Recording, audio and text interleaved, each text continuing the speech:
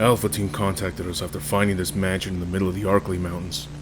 I thought we'd meet in the main hall, but their absence urged us to split up. I am strongly against splitting up, but I can't just sit there and wait. I took the first floor, west. Richard went to investigate upstairs, east. Forrest covers downstairs, same direction, leaving Enrico and Rebecca to check behind that secret door in the center of the main hall. Edward insisted he fly around the mansion. He'll alert us if he sees anything. I managed to find a STARS member, but I was too late. A decaying man was devouring the body of Alpha Team member Chris Redfield.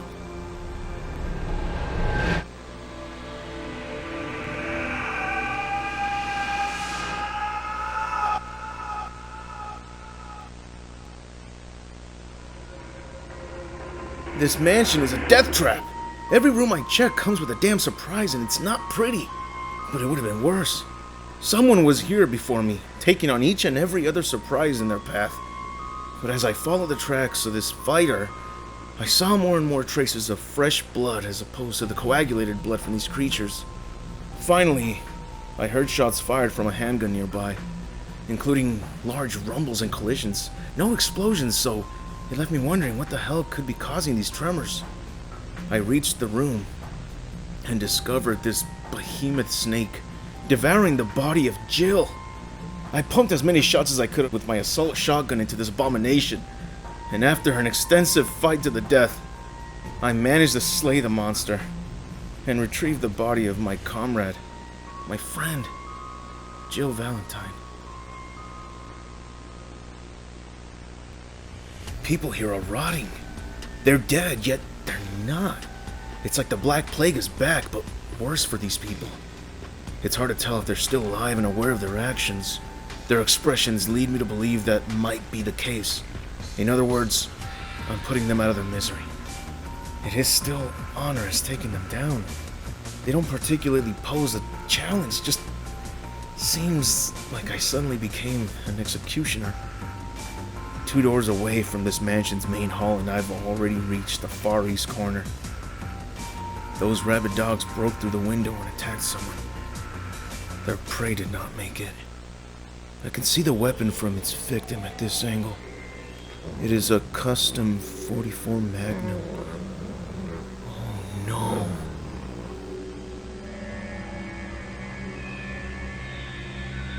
I have no sympathy for the bastard who created this place. Oswald E. Spencer is the owner of the mansion, but I doubt we'll be running into him. This was surely built to trap and torture people, but from the looks of it, something went wrong. Either they lost control, or Spencer double-crossed more than just the mansion's architect. Rebecca and I found this architect's journal near the piano room. It described his final moments, but it did not end there. His body was taken, and they locked him in this coffin chained to the ceiling of a secret underground basement in a cemetery. But they must have injected him with the same thing all these infected people have, but worse. He did not go down as easily as the others. After emptying too many shots into this George Trevor, suddenly I do feel sympathy for the creator of this mansion.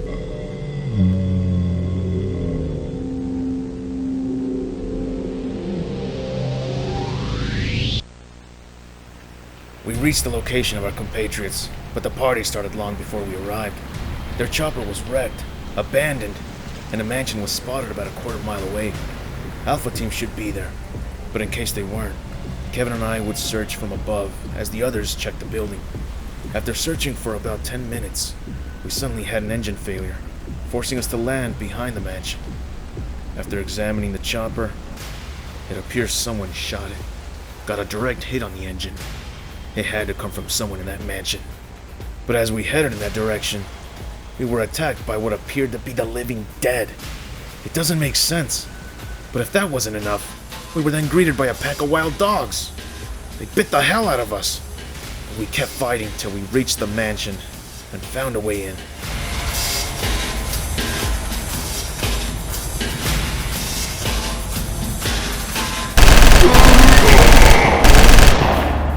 It all happened fast. Brad was mauled by a pack of bloody dogs. Then I lost my teammates. I found my way into this mansion, but I'm so lost I can't even find my way out of it. And the people that lived here are now zombies? And they're trying to get me? I'm so glad I brought my MAC-10 with enough ammo to write lyrics on the wall, but even so, I gotta regroup. This night keeps getting creepier, and I need backup, fast. I found Speyer. It's good to see a teammate after everything so far, but I had to deliver the bad news. I handed him Chris's dog tags. He doesn't need to know the details. Being outside the mansion gives him a good moment to breathe some fresh air and mourn for the loss of his best friend. I suggested we stick together and check that guardhouse nearby. We hopped the fence and headed straight through the woods to avoid that maze of a mansion. Those dogs broke into the windows, so being out here isn't as bad as it was before. So far.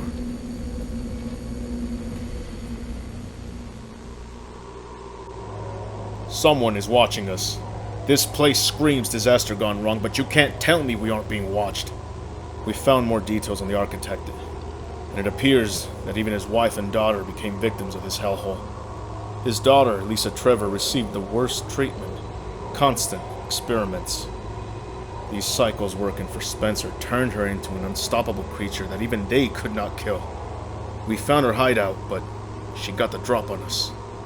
She clocked me on the back of my head when I regained consciousness. Poor Rebecca. Lisa Trevor described tearing the face off of every woman she came across, believing she was returning her mother's face. Lisa did not deserve what happened to her, but neither did Rebecca.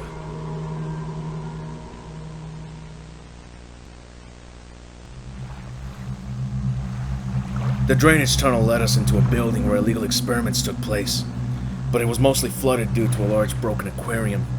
We figured as long as we stay on a platform above water, we'd be okay from whatever broke free and caused this flooding. Grave mistake. Freaking great white came slamming through the bottom platform, catching Kevin in midair like some performing dolphin. Happened so fast I don't think Kevin even knew what got him. I climbed back on a platform, headed towards the exit while shooting it repeatedly, hoping it'd go down after a few headshots. Yet nothing phased it. To my luck, I spotted a table full of firearm ammunition, including a set of acid rounds from a grenade launcher. I may not have that weapon on me, but let's see this shark survive a mouthful of acid.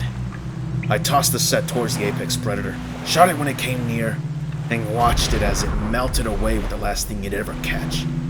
That was for Kevin Dooley. Now I see what's going on. We're rats in a maze. Why else am I running around picking up items and sticking them in the correct slots? I'm guessing the owner of this mansion wanted to make a human rat maze, but it did not go as planned. It's a good thing I'm becoming well acquainted with this place. I have to. But now that I have these 4 crests, I need to place them in the right order while I deal with spiders as big as the Undertaker. If I get this door open before they get me.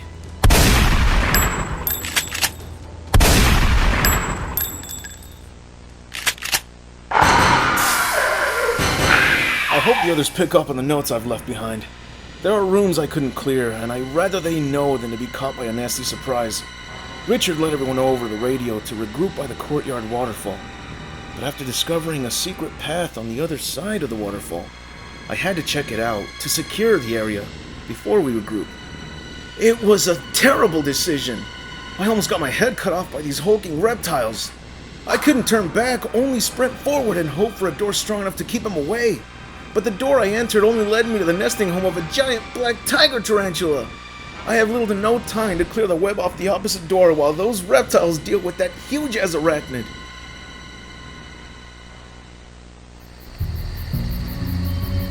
It's good to see some of my teammates still alive and kicking, but the worst isn't over. It's been confirmed that everyone else, including Rebecca, did not make it. We have yet to find Wesker, but with any luck, he might still be alive somewhere within this secret lab nearby. That's right, there's one more place to investigate, and it's the answer to this god-forsaken nightmare. Joseph discovered the location of its hidden entrance, but thanks to Richard and Enrico, They each obtained a medal that allows us access to this lab. We gathered our supplies. Kenneth showed us how to disinfect our wounds using some of the plants here, which is a goddamn relief. And we set up a game plan to destroy that lab, along with everything around it to prevent this T-virus and its hosts from getting out. We came up with a way to obliterate all these creatures at once. Files within the cave indicate that this entire shitfest is wired with enough explosives capable of eradicating all evidence of Umbrella's experiments. But after seeing the size of that so-called Plant 42, I'm sure it'll be capable of surviving the explosion, so Forrest and I went back to the guardhouse. I set off to create a deadly chemical known as V-Jolt, which would weaken the hell out of its roots. And this would be the perfect moment for Forrest to use his grenade launcher to fry it for good. It's time to end this. Kenneth and Forrest are dealing with the enormous plant in the guardhouse in case it's large enough to survive the self-destruct system, which Edward will trigger. Enrico is collecting all the evidence he needs to put Umbrella out of business. I just need to keep the hallways clear of monsters to avoid further surprises. Although I was just startled, it was a damn good surprise to see Joseph still alive and going back to back with shotguns, revamping these halls. I've entered Umbrella's secret lab. It's very quiet, stuffy, and there's a heavy stench of burnt flesh. I'd cover my mouth and nose with my bandana if I could only stop sweating. But I think the odds are finally changing because it's about time I ran into someone. Alive! Richie from Bravo Team. He caught me up on their plan, but it looks like I'm the only one left of Alpha Team. I can't believe it. Not long ago were we all laughing and having a good time shooting hoops with Chris and Rebecca. Now I'm shooting dead guys with Richie passing shells around. He was running low on ammo, so I compensated him. That doesn't bother me. I'm glad to help. And thanks to his presence, I've also ran out of fear. These sick bastards at Umbrella made some disturbing experiments, but the most grotesque by far just greeted me with a surprise attack from the damn ceiling. I had a strategy for the things I've constantly encountered, but of course this pilot gets hit with an airstrike by Brendan Fly of all things, nearly immobilizing me. Wise Freak even hit after I turned around. Is this its strategy or is it toying with me? I'm losing too much blood. But I've reached the computer that activates the self-destruct system. Unfortunately, it followed me in here and brought company. As bad as this looks, I'm glad I've drawn the attention of these freaks. Gives my comrades a chance to escape without facing these hideous...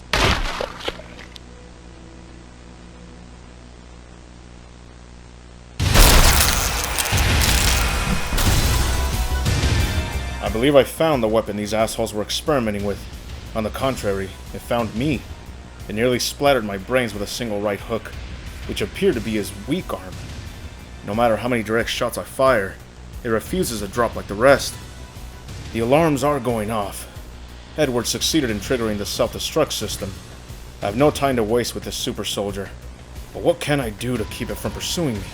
If I can't come up with a way to trap it within the lab, I'll have to stay behind. It cannot get out and spread further chaos. Well, I'll be damned. Or maybe not. This could be the opportunity I needed. Lisa Trevor was also pursuing me, and now both tyrants have commenced in hand-to-hand combat. I don't know if they know each other, but I can't stick around and spectate. This is my only chance to escape and prevent these two from leaving. I'm out of ammo, but hopefully the others have fled the perimeter and at the very least cleared the way.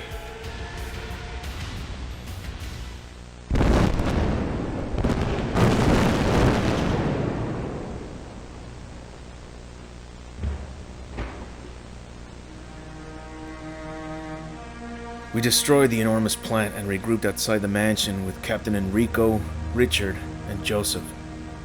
It was a good feeling knowing that we actually survived this hellhole, and even better watching it all burn, crumble to pieces, and bury itself beneath the ground like it wanted to rest in peace. A lot of my comrades lost their lives solving this case. We will make sure they did not die in vain.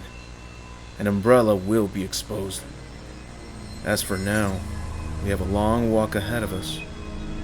We haven't been able to reach anyone at the RPD all night, so maybe Chief Irons will send someone over to give us a ride. But knowing him, I doubt it.